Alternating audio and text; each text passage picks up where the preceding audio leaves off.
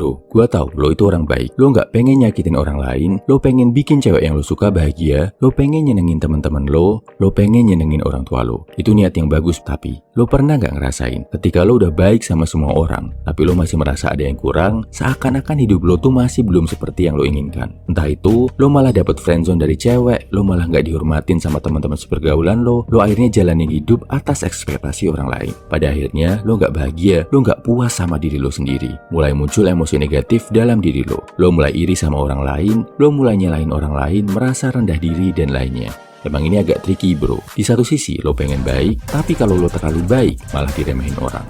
Oke, gua kasih tahu rahasianya bro. Gimana jadi cowok baik tapi juga dihormati orang? Dalam diri kita biasanya ada dua sifat, agresif dan pasif. Kita tahu kalau cowok agresif biasanya selalu bikin masalah bro. Entah sering berantem atau kasar sama perempuan, malah merugikan orang lain.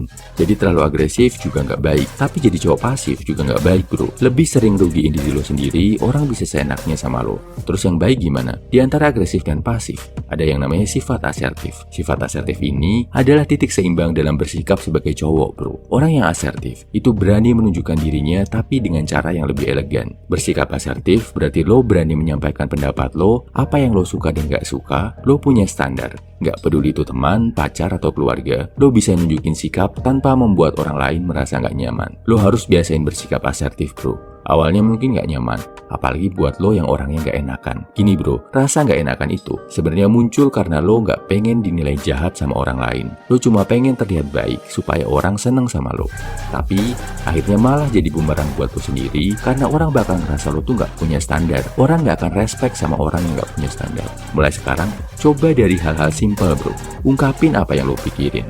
Katakan tidak pada hal-hal yang dulu sering lo iyakan karena nggak enak atau karena pengen disenengin orang lain, walau itu bukan hal yang lo inginkan. Tinggalin lingkungan yang nggak mendukung perkembangan diri lo. Salam high value man, semangat bro.